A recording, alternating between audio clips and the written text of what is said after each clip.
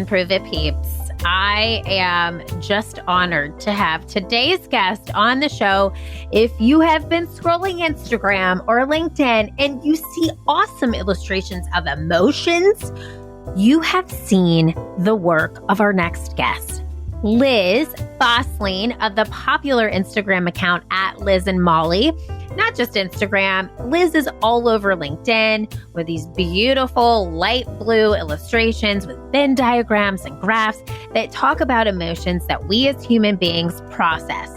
Now, here's how 𝗟𝗲vr𝗿 is improving it. She's an expert on how to make work better, the head of content and communications at Humu, and the co-author and illustrator of the best-selling book, Big Feelings, and the Wall Street Journal bestseller, No Hard Feelings. Now, her work has been featured by Good Morning America, The New York Times, The Economist, Time, TED, and CNN. She's given keynotes about emotions at work and organizations so let me say that again. She has given keynotes, no mistakes, only gifts, about emotions at work at organizations including Google, LinkedIn, NPR, and Spotify. I am so thrilled to have her on the show. You're going to hear all about her 2 books, but most importantly, her newest book, Big Feelings, why it's so important to create this book now, how to help team members navigate through negative emotions, and how we as leaders can help our team and ourselves process these big feelings at work. I am so thrilled to have her and have had this conversation. Let's get to improving it with the one, the only 𝗟𝗲vr𝗿. Are you a leader searching for new and innovative ways to drive employee engagement and team morale through the roof? Do you want to create a company culture where everyone feels seen, heard, and valued? Hi, I'm Erin Deal, business improv edutainer, Philfluencer, and professional Zoombie who is ready to help you improve your it. Your it being the thing that makes you, you. Think of me as your keeping it real professional development bestie who is here to help you learn from your failures, stand tall in your power, and improve yourself so you can improve the lives of others. Oh, and did I mention that we are improving your it through play? That's right. I am an improvisational comedy expert who uses experiential learning to help you have your aha, ha-ha moments. Those are the moments when the light bulb goes off and you're laughing at the same time. So grab your chicken hat, your notebook, and your inner child because I'm going to take you on a journey that is both fun and transformative. Welcome to the Improve It podcast.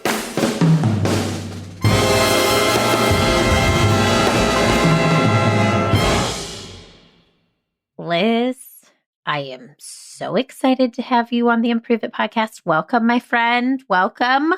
Thanks for having me. I'm very excited to be here. Okay, so I have been following you for years. I love your content. I love what you do. I love how you do it. If somebody listening here today has never seen Liz, has never seen that Liz and Molly, doesn't know anything about you, what are 5 fun facts, even if we knew stuff about you, that we couldn't find on your Instagram, on your LinkedIn, anything like that? 5 fun things that you want to share with us, just interesting facts. And I'll count you off. Here we go. 1. Okay. So I do a lot of illustration work around emotions in the workplace, but I actually studied math and economics. So don't have an art background. Yeah, so that is shocking I think you to me. see that show up, like a lot of the illustrations have charts and Venn diagrams. So that's why there's so many charts. That's my background. So that's number 1. God. Okay. 2, coming back to that. 2, totally unrelated to what I do. I've eaten the same breakfast for about 7 years. It's just my happy place routine. I travel with it. Like, I need to eat it. I'm worried if I would ever stop eating it, like what would happen to my digestive system? Okay. What is the breakfast? We need to know that. This is 2.5. Okay. What is it's just Greek yogurt with some peanut butter swirled in. And then I eat like a Luna bar and sort of crumple it in like a little granola, and then I have a cup of coffee. So it's nothing revolutionary, but I don't know. I literally go to bed at night excited to eat my breakfast in the morning. That is not okay. You and I have to talk about this. We're coming back to fact number 2 because this is a factoid. I'm so glad I learned 3. 3. I have worked with all kinds of different companies to help leaders and teams become better, help themselves feel better at work, help others feel better. So everything from like the US Air Force to hospitals to tech companies. And it's always really fascinating to me to see how fundamentally people want the same things at work, no matter what their job is. So, firefighters, all that, everyone wants meaning. Everyone wants to feel a sense of belonging. So it's cool to see that in so many different environments. I love this so much. Okay, 4.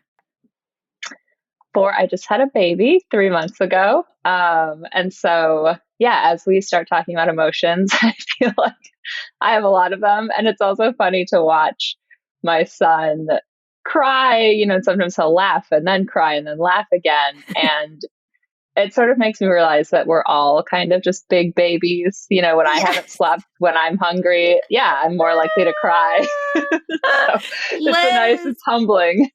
Oh my God, I love it. Okay, 5, because we have so much to talk about just from these facts. Okay, 5.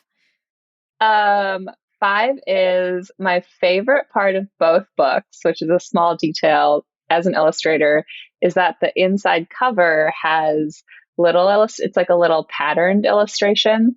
And it's just, I fought to have that in the book.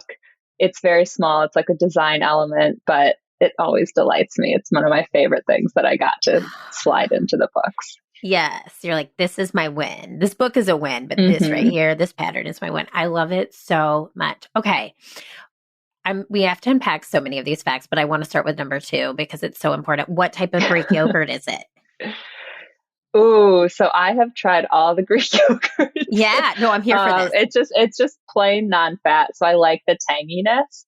But my husband actually, so my favorite is the Trader Joe's brand. And my husband once said, he was like, I actually don't think that you could identify Trader Joe's yogurt in a blind taste test. So he bought 5 different brands of yogurt. And then I put a blindfold on, and he admits I got 5 out of 5 right. So I'm incredibly good at identifying. That's what happens. I was like, I eat this every morning. Yes. Do not question my skills. Exactly. Okay, wait. Let me ask you this. You said you travel with this? Do you buy the Trader Joe's yogurt where you go, or do you pack it with you? No, I can be more flexible on what yogurt it is. That's my favorite. But I'll buy it when I land. So if I'm staying at a hotel, I always check that there's a mini fridge so that I can go in the evening, get the yogurt and have it for breakfast. But I do travel with the Luna bars because those are harder to find. Okay, this is so fascinating. Okay, I have eaten Fosslien Greek yogurt with fruit for approximately, I don't even know, since 2010. Literally 12 years. It's the best. That's amazing. The best. Yes.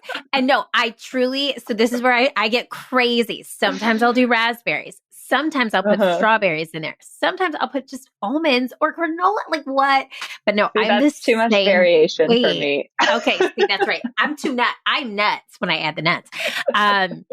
But no, I hear you because I also think about it. And it's funny because one of our director of talent here, we travel a lot together, and she's an oatmeal fan. So we always are on the road. We're like, let's get oatmeal. And I'm always like, I need a yogurt parfait. I need some type of yogurt with fruit and berries. And that's what I need. And maybe granola. And I don't know. It's like, you know what you know. I love that. I've never met someone else who does this. This is so exciting. Wait, Liz. Okay. So we were talking before the show about your newborn baby Leo, which is so exciting. Is that okay? I shared the name. That's okay. I shared his name. Okay. Yeah. So remember I told you I just had a guest on the show who also had a baby recently. This same conversation came up, I kid you not, that she also eats the same thing for breakfast every day. Wow. I kid you not. So we're doing need to something. Start a group. I think we do. Breakfast besties. We'll make bracelets. Love it. That is so funny. Well, I am thrilled to have you on the show, especially to talk about big emotions, big feelings, all the things. It's interesting how parallel your life sometimes work in tandem with your job. Because today I'm back from a 24-hour work bender. Like I literally flew out Monday night, did a keynote yesterday, and flew back home last night. So I was feeling some big feelings today before chatting with you. And I'm like, how perfect is it that I get to chat with Liz when I'm having these big feelings? And hopefully we can help others. So before we dive into the books and all the amazing things that you've been putting out into the world, because you truly help so many people just with an Instagram post. I mean, literally your posts are so relatable. They make us stop and think, but I want to set an intention for today's show. What is one word that you would like to give our audience or yourself today? Permission. Snapping. No one can see this. If you're listening, I'm snapping yes and yes and yes, Liz. I love it so much. So let's start really quickly with just where you're at, because you are a new mom. And can you just tell us what life's been like for you in the past few months? Yeah, it's been everything, basically. Any emotion times 10. So really exhausting. I've also just been dealing with some postpartum anxiety that I'm trying to, tell myself everything's okay. It's probably a lot of hormones too.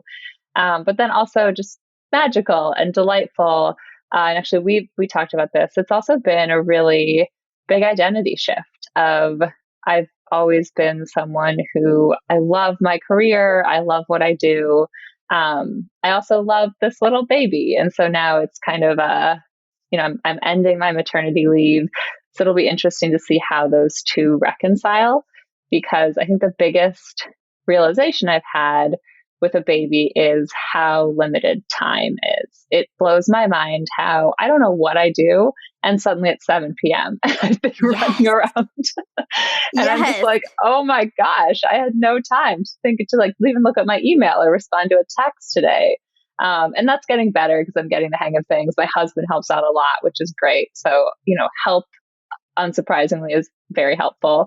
But yeah, I'm a little nervous about going back to work and just seeing how to balance all of these different new things in my life.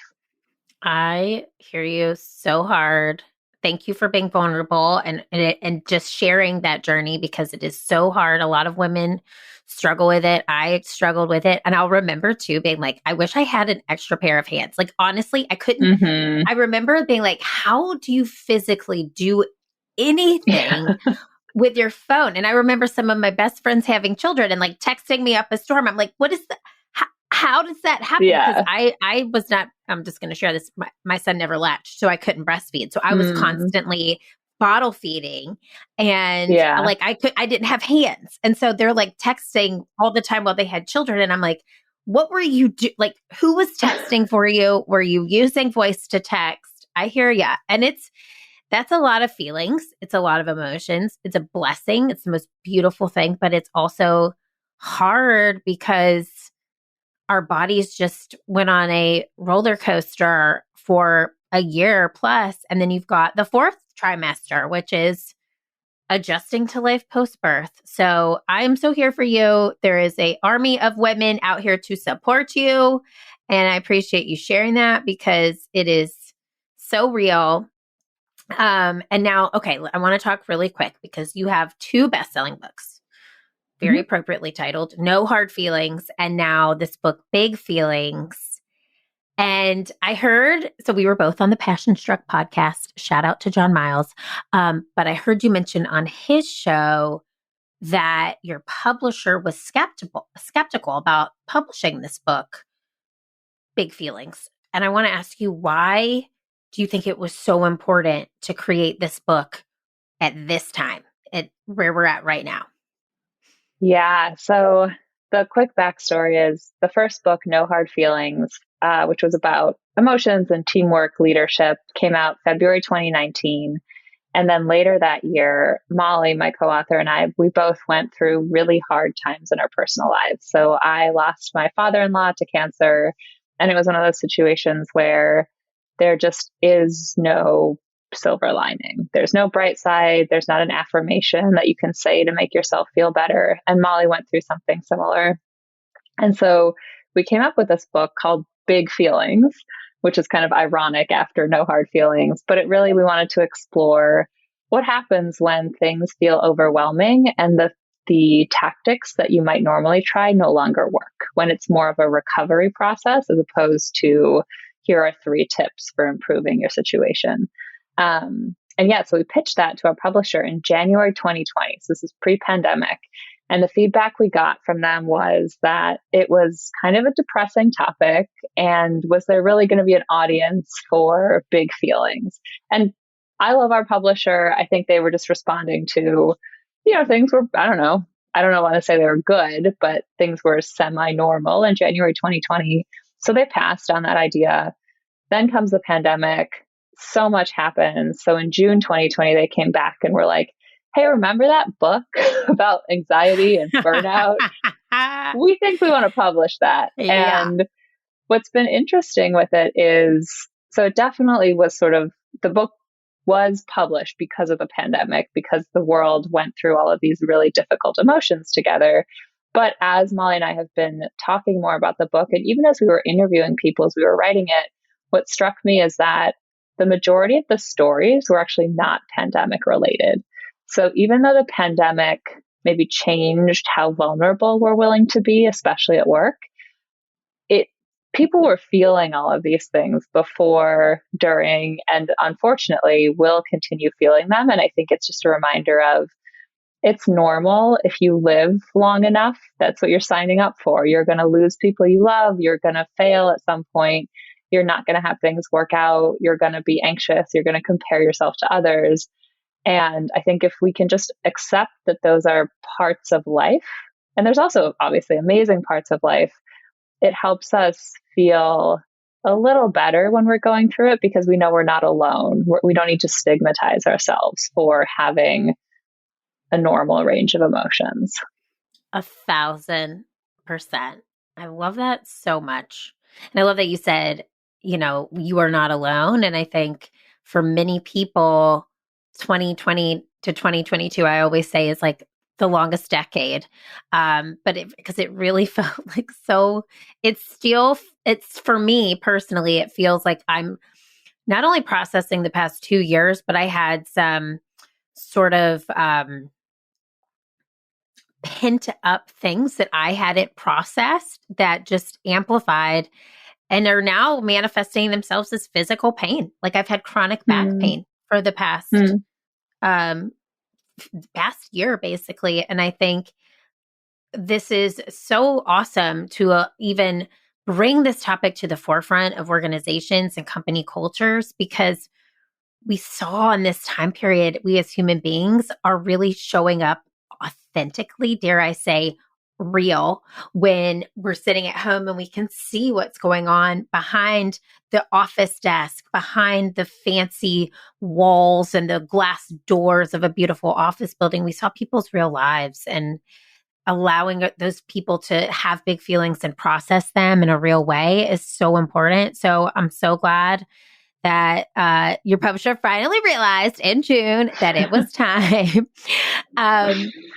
So speaking of this idea of being less alone, so somebody listening today is having big feelings. I know this used to be portrayed in a negative way. What would you tell somebody listening today who is feeling a lot of feels to make them feel less alone? And I'm hopeful that what you say can translate for the leaders listening today to empathize with their teams. Mm-hmm. Yeah. So the first thing is you are not alone. We definitely tend to have this. We have a tendency to, when we feel badly, we make ourselves feel bad for feeling bad. And that's just going to make you feel worse. So the first thing is just acceptance and acknowledgement of, yes, I'm feeling this emotion. And also being careful not to label emotions as negative. So they can be really hard, very difficult, but things like regret or anger are still telling you something valuable about your life. So they are a response to some kind of stimulus. So it's still important not to say this is bad, like they're protecting you. Anger is usually protecting you because there was a violation that occurred. And then to go back to not being alone, Four Big Feelings, it was the second book. Molly and I surveyed about 1,500 people all around the world, different ages, different backgrounds. And we asked them, have you ever heard emotions like uncertainty, regret, anger labeled as bad? And have you felt badly for having them? And almost every single person said yes. And then we asked the same group of people, have you experienced any of these emotions in the past couple months? And again, almost every single person said yes. So it's like everyone has these feelings, everyone experiences them. And yet we still feel like we need to label them as negative, like we're going through this alone. So I think the first piece of advice is just the permission to say, I'm feeling angry. I'm feeling anxious. I don't need to feel badly. It's trying to tell me something. And I think even just that, allowing yourself to experience the emotion without layering a ton of self-blame on top is a way to give yourself grace. I love that so much. And there's that word, permission, your intention came up. Let me ask this, and this is sort of in relation to what you just said. So if somebody like, let's say this, a person has a big emotion or a big feeling and they disassociate and they don't process it in real time. Let's say they throw themselves into work, or they throw themselves into parenting, or they throw themselves into just the next project or the next thing, and they just continue on without realizing that this emotion exists. What would you say? And I love this idea of giving yourself permission, but how do you tell that person to heal? What would be the first step for them to overcome that emotion when they finally realize what that emotion is? So first of all, it is actually doing the uncomfortable thing and sitting with it. So in the short term, that feels terrible. But in the long term, when we don't address emotions, they fester. And so anger can turn into something more poisonous like resentment. Or it can also show up, like you said, as physical pain. So if you are burnt out and you try to keep going, you might get headaches, you might start having wrist pain, back pain, all kinds of things. So even though it feels worse in the moment to confront that emotion, it's actually what you need to do to help yourself in the long term. And then once you say, I feel anxious, let's say, the next question is always to ask yourself, why? So what is driving this emotion? What need do I have that is not being met? And so in a work context, if you feel anxious, it might be you have a huge deadline and you're unsure if you're going to be able to meet that deadline. And so once you've figured out what that need is, then you actually can take a useful next step to make yourself feel better. So it's talk to your manager, see if you can change the scope of the project, see if there's, you can ask for help from someone, and that's going to help that emotion, dissolve or feel better or go away. And what happens is when you don't do those steps, that's when the anxiety, it sits in you, and then you just become more and more nervous. You have this more heightened physiological response, and it becomes this really challenging thing because you also never sat down and thought, how can I make this better? You're kind of just like trying to power through without ever addressing that unmet need. I love that. Okay, so let's go back to this example. You're somebody who's, okay, my needs aren't being met. You ask yourself, what do I need? And then maybe your leader, your manager feels a shift from you because you're going through this healing journey. If you were that person, how would you communicate that to your boss or manager? Yeah, so it really depends on the relationship you have with your boss or manager. So in some workplaces, you feel a lot of trust, you feel you can be vulnerable, and there you might be able to share. You might even just be able to come out and say, again, I'm feeling really anxious about this deadline and I need help prioritizing my work. here's what I'm going through in my personal life. And I just want to flag it so that you don't think I'm slacking off or disengaged. It's just, I'm dealing with a lot right now. In some workplaces, unfortunately, people aren't going to feel as comfortable sharing that with their manager, or they don't think it's going to be received positively. And so in those cases, it's extra important to figure out what those needs are, because then you can often go to your manager with a need. And so you're still addressing the emotion, but you don't need to talk about it.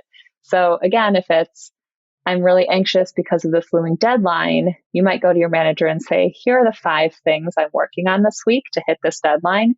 Can you help me prioritize them? And often when they see the whole list of things you're working on, they might even say, oh, number 4 is not mission critical.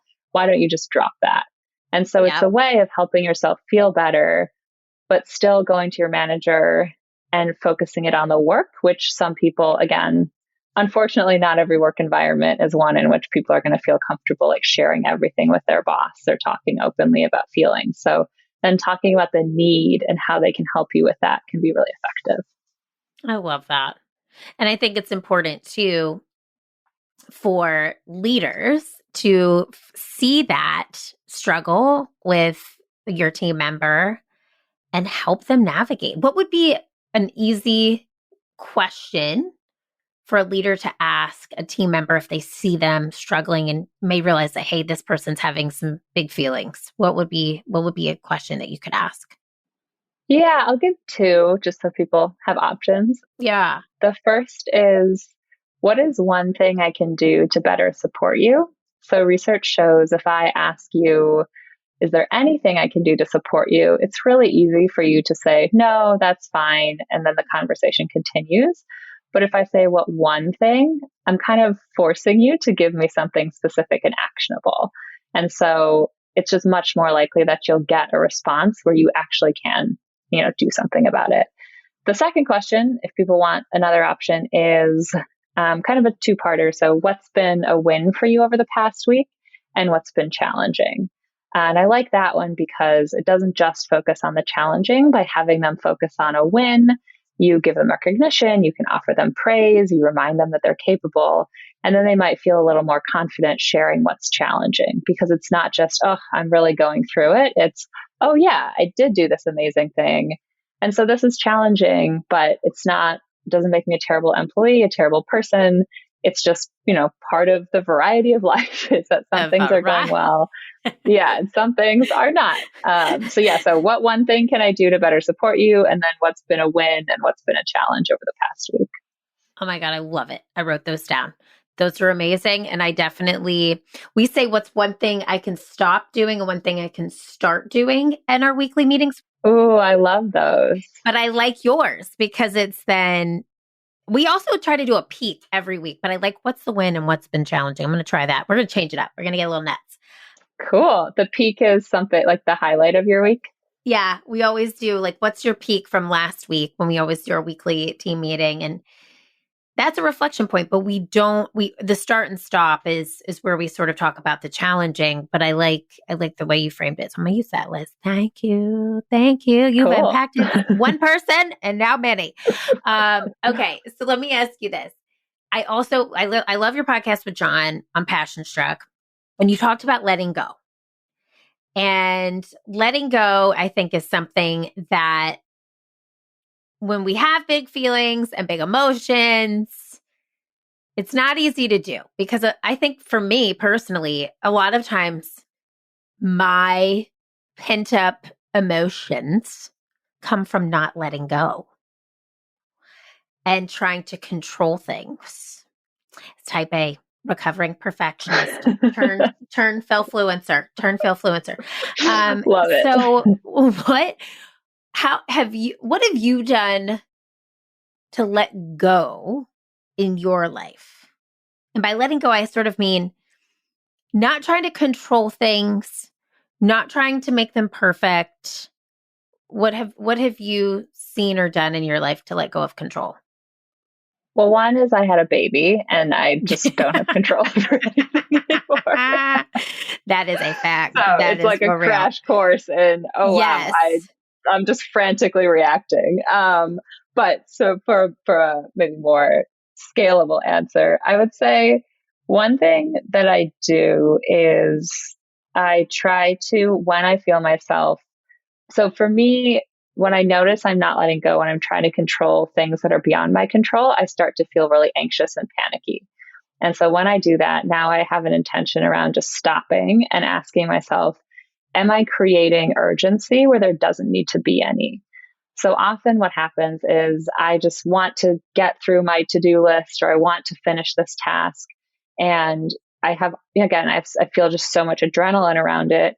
And then I stop and say, do I need to do this right now? Or could I do it tomorrow? Or could I do it next week? And then I can buy myself some more time, build more breaks into my day, actually feel better. So it's this really clear, am I creating an emergency, urgency where there doesn't need to be any? And then the other thing is, what would I say if my friend were in this situation? So there's research that shows that we're actually much better at advocating for our friends, for encouraging them to practice self-compassion, self-care. And then for ourselves, it's just this litany of, you need to do more, you need to do better, you're not doing enough. And so really stopping to think, if my friend came to me with this situation, I probably would tell them, it's fine. Yeah. It doesn't need to be perfect. You're doing great. And so just like take a break today. So those are two that have been helpful for me. It's, I think, the one of like, what would I say to my friend or someone I love? And then also, why am I not saying the same thing to myself? Yeah, no, that is so true. Literally, I just was thinking about this the other day. I'm like, Erin, get a grip. Talk to yourself the way that you would your team. Cause I'm like always so supportive. Yeah. I feel you on that. And I'm going to take that with me too. And I want to say this, like, you are so amazing in how you create these beautiful illustrations, and you do it with your friend Molly.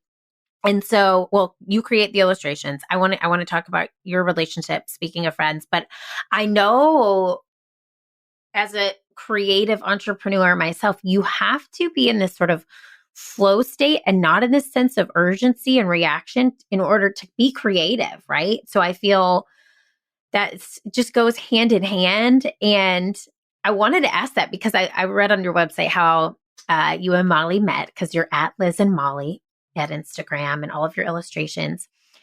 And you were set up on a friend date, right? Which I think is so cool. Mm-hmm. How do you get into this flow state and get into this creative process together? So the way I envision it, I'm like, you sit down, you brainstorm ideas, and then you take those ideas and you illustrate. Is that right? Or how does it look? Yeah, so I come up with the ideas and do all the illustrations myself. And then Molly and I write the books together. So there's sort of two different flow states. There's one which is writing and one which is illustrating. So for writing, what actually has helped is that this was a bumpy road at first, but we figured out each other's strengths and weaknesses. So I love to edit. So you can give me 5,000 words and I love to go in and figure out what's a fun way to say this, what should go where, what's a flow that makes sense. Molly loves to fill up a page. So she can write 7,000 words, no problem. And so when we first started writing together, we bumped heads a lot because I was like, there's too many words. And then she said, you're obsessing over the details. And it was funny because we didn't realize how complementary those skills were. It was just like, you are working differently than I am, therefore I don't like it. Yeah. And so then we had to have some like very honest conversations. And now, we've worked together. We've been writing 2 books together. We've written a lot of articles. I don't know, we've been working almost a decade together. It's really easy because she fills up the page and then I go in with a little lawnmower and clean everything up. And it's the perfect partnership. But again, we didn't realize that at first. And then I did want to point out on the illustration side. So yeah, I come up with ideas, draw everything, and it is really important to get into that flow state. And so one of the things that I tell people is I always try to make time for garbage time, which is these moments in life that we don't associate with productivity or creative output, but that are essential. So binge watching a show, going for a walk, laughing with your friends, going to a fun dinner, right? We don't think of those as advancing our career or making us more creative, but you need to be open to new experiences and you need to let your brain rest in order for you to have that creative flow come out. And so I set aside time in which I'm drawing, but then I also on the weekends, like I have one weekend day where I say, I'm not going to do any work. I'm not going to put pressure on myself. This is the day that I actually need to recharge, to let my brain do all its sort of subconscious putting stuff together. And then I find the following day, I just have so many ideas. I feel really reinvigorated. And so it's so crucial to invest in that, again, quote unquote, garbage time, because without it, you're not going to be creative. Oh my God, I love that you call it garbage time. And you know what's amazing is, but okay, first of all, I need to know your favorite show that you binge watch. What's your favorite show? Oh my gosh. Truly terrible. Like any reality, anything on Bravo. Yeah. It's just so fun to watch, and it doesn't take a lot of brain power to follow. Oh my God. I live in Charleston. I'm obsessed with Southern Charm. It's like my favorite show. Oh yeah. So, but I also, I can get into a housewife. I can do it all. Yeah. I'm with you. It's like it's like my mind goes numb. And then it's just like, it's like a child watching Cocomelon. It's like, you know, I'm so with you for that. But it's so funny you say that, Liz. And I mentioned today, I mean, I'm burned out today. I'm tired. I'm literally like, there's not enough coffee in Seattle. And I said to myself, I got to go on a walk before I talk to Liz. I got to. I need sunshine. I live in a beautiful, beautiful place, and I need to embrace it. And I need to go get a walk on and just have a podcast and just walk and just be me for a minute. Mm-hmm. I tell you what, in 20 minutes, I came back and I felt rejuvenated.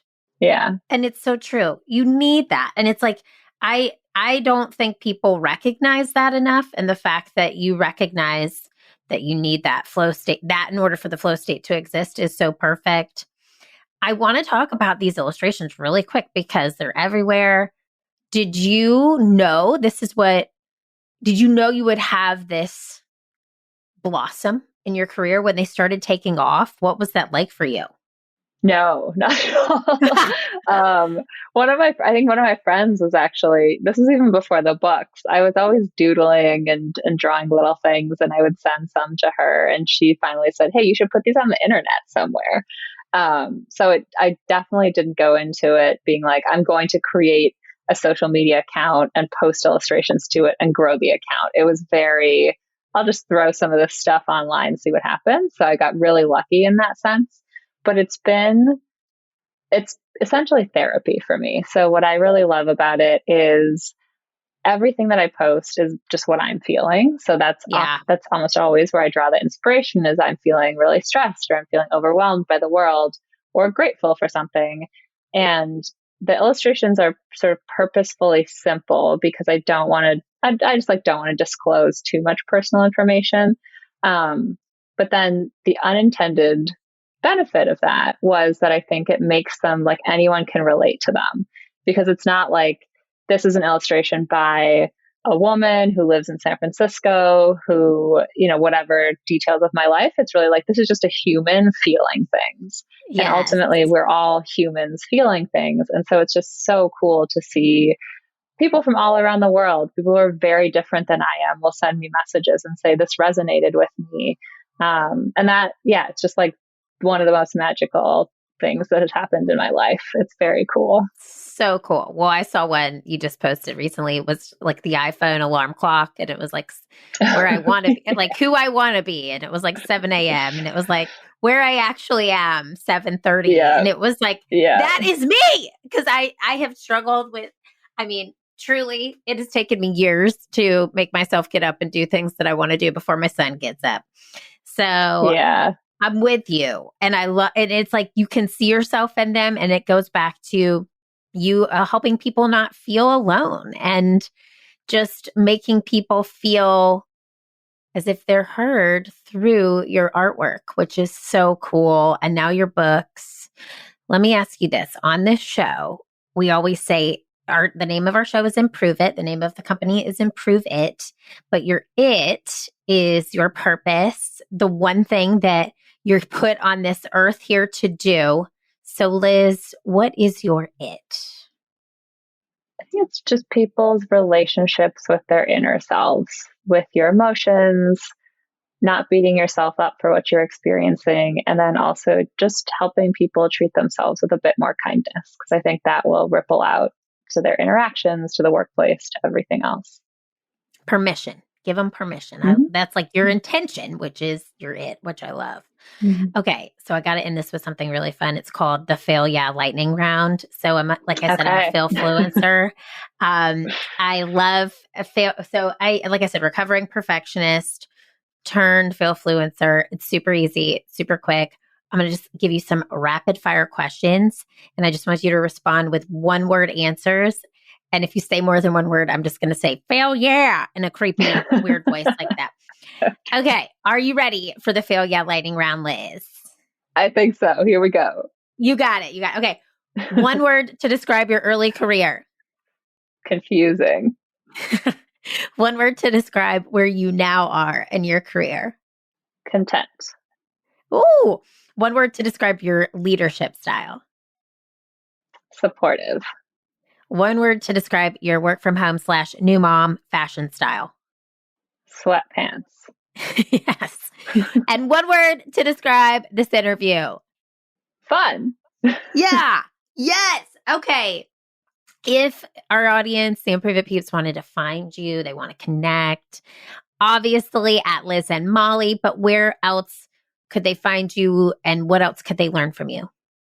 Yeah, so LinkedIn, Liz Fosslien, Twitter, my website is fosslien.com.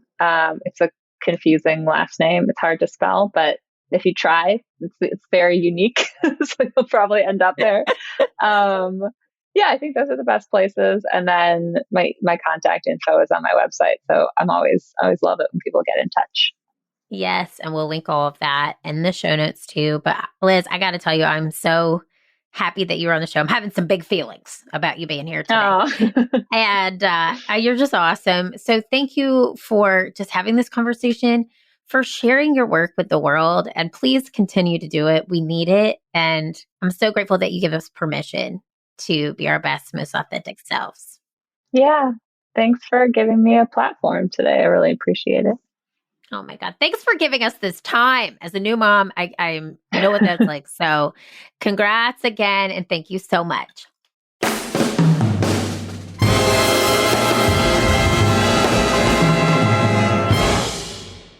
Improve It peeps. I am dead. This is my ghost. Liz is awesome. And she is so talented and such a light. So honored that she came on right after coming back from maternity leave with her cute little baby Leo. So here's what I want you to think about. You know, I love to give you a tangible and some homework. The 2 questions that she said that leaders could give to team members to help them understand or help them to see what their big feelings are, and to help them navigate those big feelings at work, because it's 2022, about to be 2023. We are no longer hiding emotions, and we are bringing our full selves to work. Those 2 questions are, number 1, what is one thing I can do to better support you? And number 2, what's a win and what's been challenging? Take either of those 2 questions and put them into motion for your team this week. I myself am going to take this question, what's a win and what's been challenging, and really implement it. And I also love the one thing I can do to better support you, because they have to answer with one thing. And it's so important not only to give feedback, but to receive feedback as a leader. So take these 2 questions, you can take one or both, and really put them into motion with your teams this week. You know what I'm going to say? I am so stinking proud of you. Keep failing, keep improving, because this world needs that very special it that only you can bring. I'll see you here next week. Bye. Hey friend, did you enjoy today's show? If so, head on over to iTunes to rate and subscribe so you never miss an episode. Now, did I mention that when you leave a 5-star review of the Improve It podcast, an actual team of humans does a happy dance?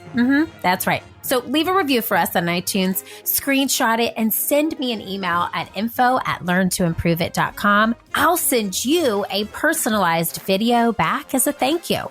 Thanks so much for listening. Improve it, peeps. I'll see you next Wednesday.